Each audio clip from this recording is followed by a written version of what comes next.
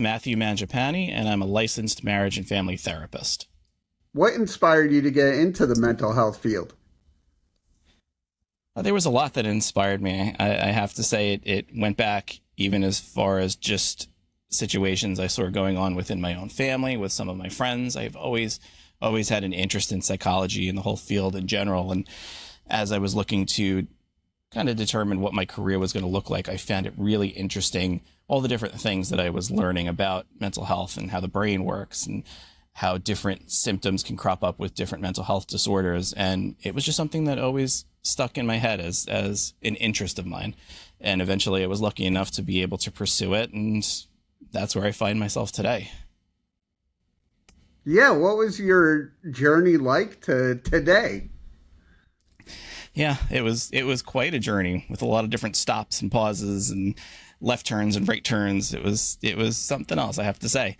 So right out of grad school, I did go for marriage and family therapy at grad school. I got a master's degree, and I started working with a program that helped foster care kids by learning independent living skills. We would teach them how to get jobs, how to apply for college, how to live on their own, and how to really be themselves once they were out of the foster care system, which in New York goes all the way up to the age of 21. So we were helping them on a weekly basis. I'd meet them in person. We would do groups with them.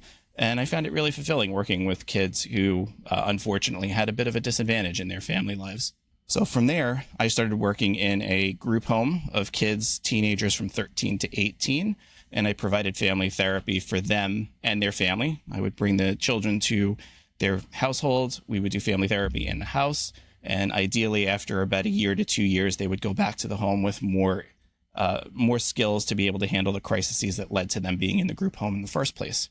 So from there, I started working for a mental health housing agency. First, I was working in a respite program where we were helping people in crisis and allowing them to develop better coping skills so they didn't wind up in the hospital due to their crises.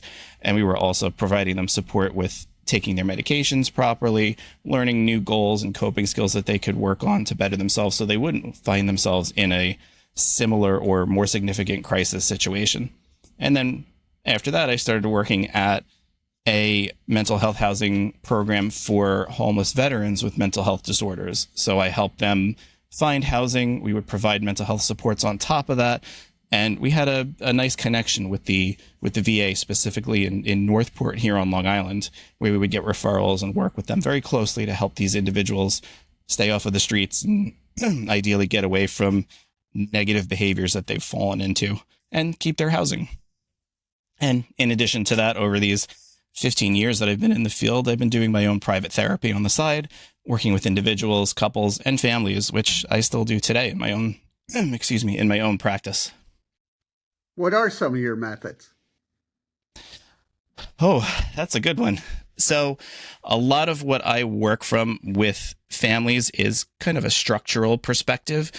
So, when people are coming in with issues revolving around their children or parenting or something in that area, I try to help the parents feel more like they're working as a team together. They're not working against each other, or they're not being quote unquote controlled by the kids. It's kind of looking at things to help solidify those boundaries and get those rules in place and help everybody feel like there's more of a cohesion to the family.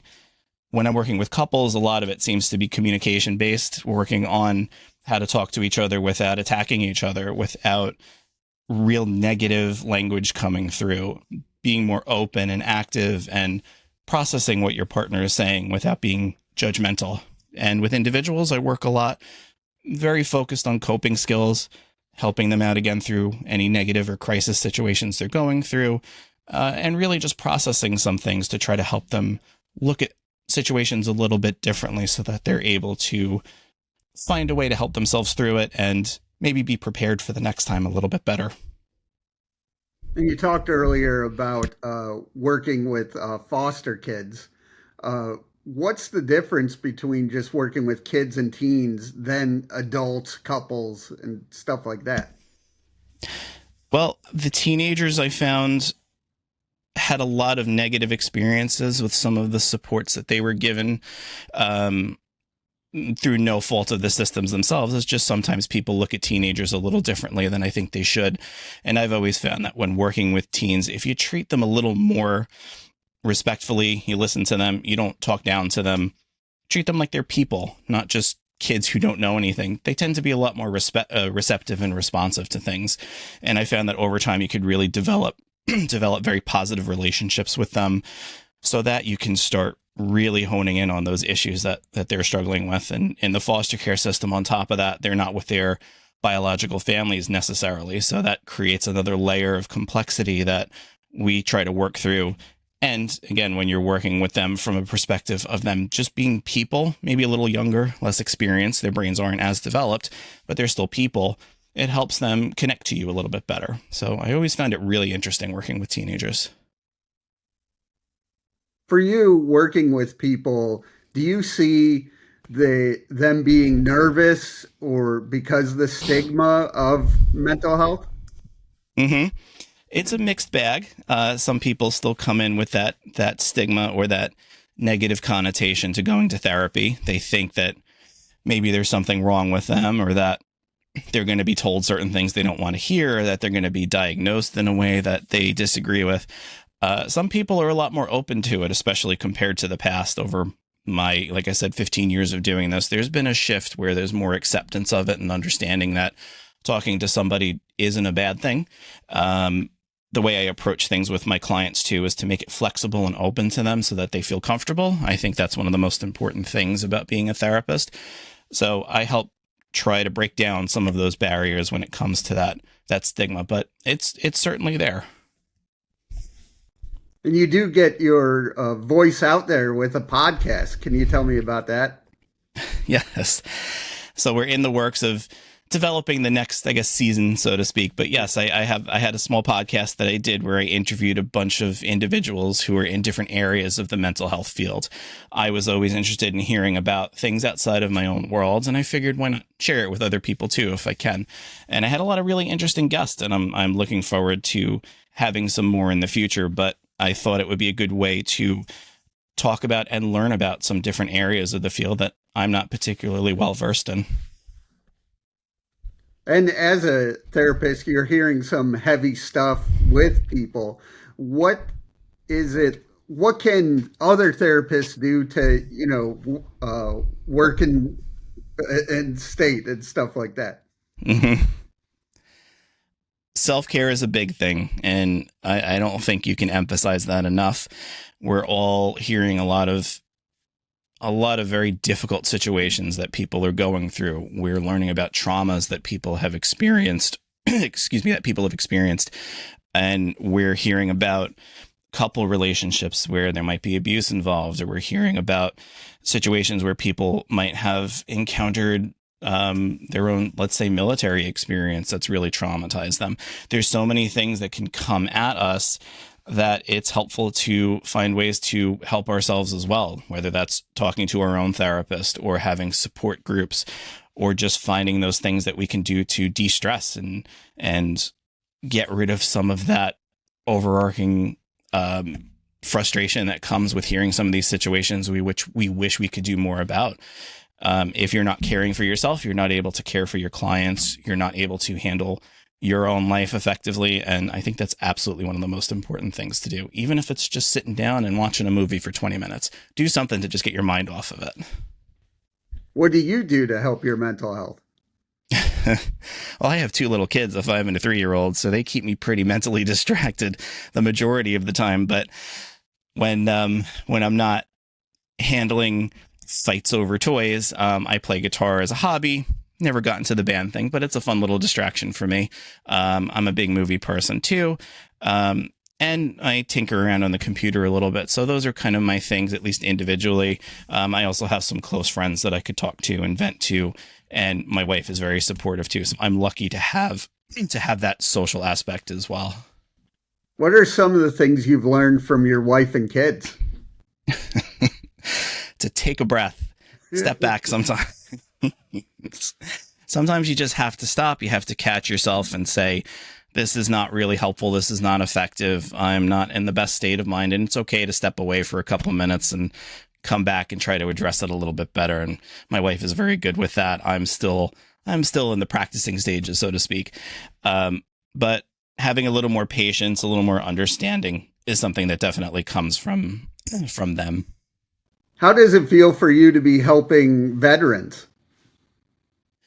That was something that I always really felt was so interesting to do. My father was in Vietnam, my uncle was in Vietnam. Sadly, they've both passed away, but I fell into working with veterans kind of unexpectedly. It was in an agency I was already working within, and there was an opportunity, and I stepped into it and found so much to it that was beyond what I really expected. And the connections I made with a lot of these people who have had their own traumas, whether it's experiencing actual combat or being involved with just the intricacies and complexities of the military system, was so fascinating and enlightening to kind of see it from the inside, because my own father was never particularly talkative about his experiences.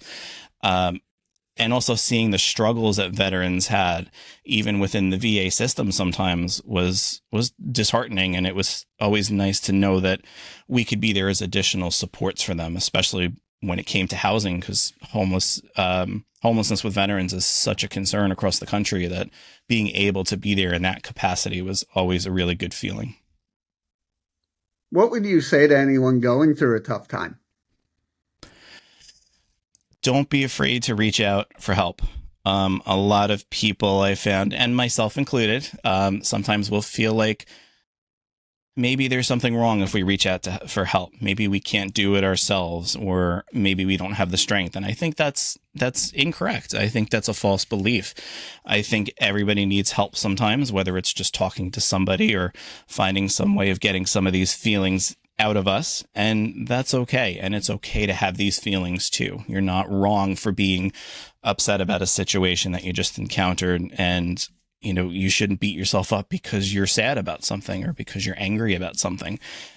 Talk to somebody, get some help, even if it's just your own little social circle. Reach out when you need it. It's okay to. Have you seen the stigma of just talking about mental health lessening since you've started with this field? I've seen the stigma going down. Certainly, it could go down more, but it has gotten better, and I feel like more people have become more receptive to it. You see things on social media, and I hear from some of my clients who are more social media savvy than myself, seeing things like videos and conversations about different mental health disorders and people going to their own therapy or talking to people in a professional capacity. And I think it's great that that's getting more out there. My hope is that it's the correct information and it's helpful information, and not turning somebody away from getting help that they need. But yes, I found that overall stigma at least is decreasing, which is certainly nice to see. Where do you want to see your mental health mission in the next 3 to 5 years? Oh, that's a good one. So I've started branching out, like as I had mentioned briefly before, into my own practice, and I'm looking to really provide that mental health therapy for people dealing with so many different things. And my work, although not primarily focused, I do have training more in the relationship field, couples and families. And I really hope that over time I could really start to provide more and more services to families that are struggling, to couples that are having difficulty with their communication and relationship issues.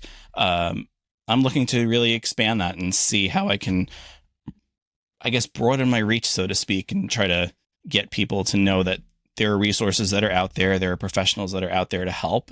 And all you have to do is look sometimes. And hopefully getting more people engaged can allow them to learn more skills so that they can better themselves and better their lives and better their families. How can people reach out and learn more? Sure. So I am on social media. I'm on Facebook and Instagram at MJM Wellness NY. And my website is www.mjmwellnessny.com. That has all my information about the services that I provide. It has my direct contact information as well. And we certainly stay very engaged with that. So anybody who has questions or is interested to hear more, I'm always happy to listen.